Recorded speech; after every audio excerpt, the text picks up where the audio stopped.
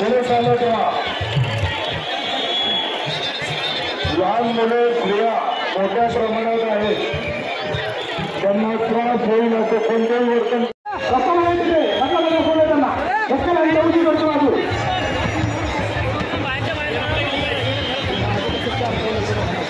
पुढे चालू करा.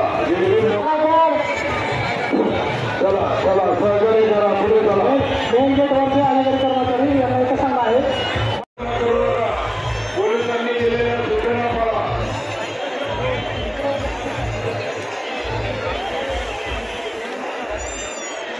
लहान मुले स्त्रिया या ठिकाणी मोठ्या प्रमाणात आहेत. गर्दी थांबून ठेवू नका. उत्साही मंडळी तरुण मंडळी पुढे चालत राहा.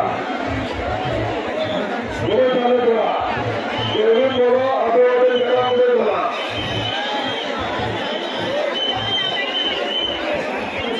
पालन करा.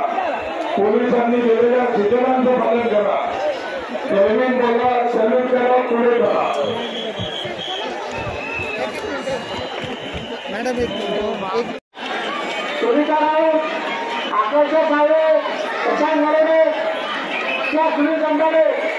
या ठिकाणी मोठ्या प्रमाणात पूर्ण अभियानांचा जनसागर पोहोचलेला आहे. सर्वांना अभिवादनाची संधी मिळाली पाहिजे. पुण्याचा तडाखा जबरदस्त आहे. लहान मुले स्त्रिया यांना भीमा कोरेगावच्या ज्या बॅटलला 2018 मध्ये 200 वर्ष पूर्ण झाली होती आणि त्यानंतर इथे काही समाजकंटकांनी हे जे अभिवादन करण्यासाठी जे बांधव येतात, शांततापूर्ण असतात, ते येतात, अभिवादन करतात आणि निघून जातात. तर अशा वेळेस काही जे समाजकंटक आहेत त्यांनी या अशा असहाय्य लोकांवर लपून वार केला होता. आता या घटनेला 6 वर्ष पूर्ण झालेले आहेत आणि त्यामुळे आजूबाजूचे जे गावं आहेत, म्हणजे प्रामुख्याने जर सणसवाडी कोरेगाव म्हटलं आणि त्याच्या पुढचे जे गावं म्हणजे साबळेवाडीपर्यंत, तर त्या ठिकाणापर्यंत पोलिसांनी नाकाबंदी केलेली आहे. म्हणजे कुठलंही वाहन तिथपर्यंत येणार नाही. आणि त्यानंतर PMTच्या ज्या बसेस आहेत ते 12 किलोमीटर अंतरावर थांबून लोकांनी त्यात बसायचं आणि या ठिकाणी कोरेगावच्या ठिकाणी उतरायचं. असं हे नियोजन गेल्या 6 वर्षापासून सुरू आहे आणि याच्यामध्ये लोकांचे प्रचंड हाल सुरू आहेत.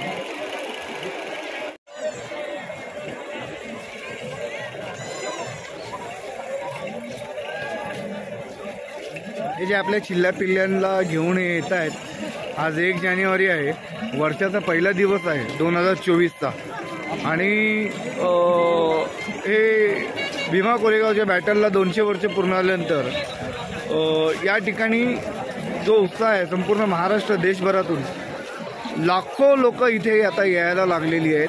आणि आपले जे पूर्वज आहेत, आपले जे वंशज आहेत, त्यांनी कशा प्रकारे फाईट केलेली आहे, त्यांच्या स्मृतीसाठी जो स्तंभ निर्माण केला ब्रिटिशांनी, म्हणजे महार रेजिमेंटसाठी, तर तो कसा आहे, काय आहे, त्याची संपूर्ण माहिती घेण्यासाठी हे जे लोक महाराष्ट्राच्या कानाकोपऱ्यातून येत आहेत, आपल्या लहान चिल्ल्या पिल्ल्यांना घेऊन येत आहेत.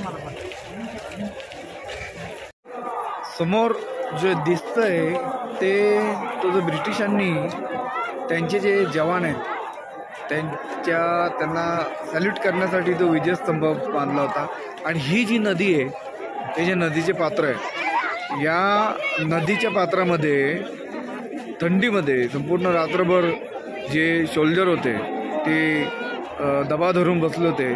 आणि त्यानंतर त्यांनी पहाटे पहाटे इथे जे पेशव्यांचं सैन्य होतं त्या ठिकाणी हे जे स्तंभ जिथे बांधला तिथे बॅटल झाली मोठी आणि त्या लढाईमध्ये पेशव्यांचा पराजय झाला.